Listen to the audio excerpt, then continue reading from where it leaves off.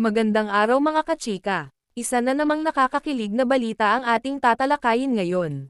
Ang king ng showbiz na si Daniel Padilla, di umano'y may nililigawan na isang rich girl mula sa Batangas. Totoo nga ba ang balitang ito? Tara at alamin natin. Unang-una, sino nga ba ang mysterious rich girl na ito?